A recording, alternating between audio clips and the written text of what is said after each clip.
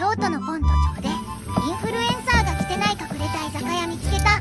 SNS バズってない、大した映えもない、美味しいものを食べたいならここ。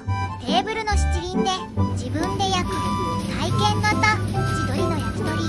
海鮮が得意、炭火七輪で焼くホッケ。貝殻でグツグツホタテバター醤油焼き。夏の京都の京野菜鴨ナス炭火天日で炙る。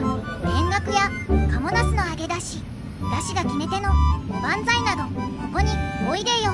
リアルに美味しい居酒屋2代目正次郎。